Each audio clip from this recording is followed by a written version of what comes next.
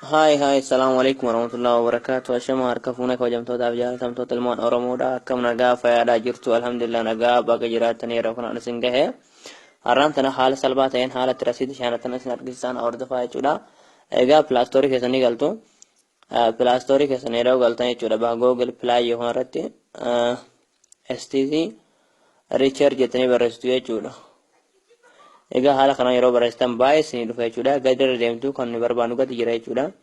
Kanaaf gad deemtu jechuudha. Egaa yeroo gad deemtan haala kanaan asirratti argattu jechuudha. Yeroo asirratti argattan research jeeti as fuula duratti immoo arabiffaan jira jechuudha. Beekuu qabdu jechuudha. Baay'ee isinii dhufa waan baay'ee isinii dhufu keessaa kana beekuu qabdu jechuudha. Research asirratti immoo arabiffaan jira. Arabiffichi immoo baay'ee nan beeku. Jalatti immoo Muhammad Saleh kajagoon jechuudha.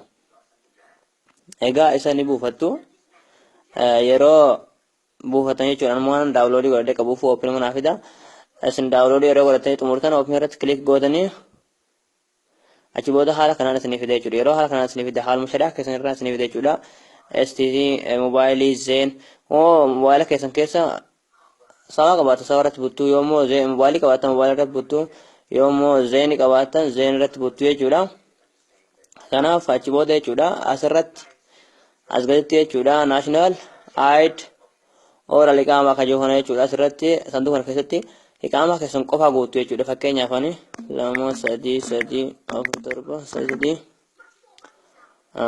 7 fakkeenyaaf jechuudha ani fakkeenyaan sin argisiise malee isin iqaama keessan guutuu jechuudha raqama lawiyyaa keessan guutuun kiyyaan amma guutuu jechuudha kiyya kan akka hin goone jechuudha achi booda jechuudha kaardi ID kajoona jechuudha lakkoofsa bitaa keessanii guutuu jechuudha isiniif galee anammoo bitaa harkaan qabu shari'aas keessaan qabu jechuudha maas hin argisiise malee mobaayila keessa shari'aas hin qabu bitaa harkaan qabu jechuudha kanaaf isin yeroo haala kanaan asirratti lakkoofsa hawiyyaa keessanii qaamaa keessan jechuudha as gaditti immoo kaardi ID kajoona irratti lakkoofsa bitaa keessanii qofaadha jechuudha achi booda riichaarji kajoona irratti kilik gootu dhibbatti shaanee jechuudha shahii godheetan jiran laaleen jira shakki tokko malee shahanaa jechuudha ammaaf waan mobaayilii keessa bitaagaa hin qabneef shari'aas mobaayila keessa waan hin qabneef sin argisiisuu hin danda'u haala kanaan jechuudha yeroo bitaagaa qaamaa keessan sirra guutan asirratti lakkoofsa bitaa keessanii guutan achi booda asirratti riichaarji kajoona kilikni gootanii haala kanaan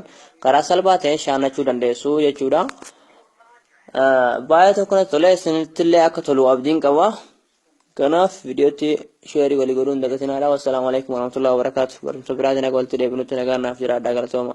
Bye.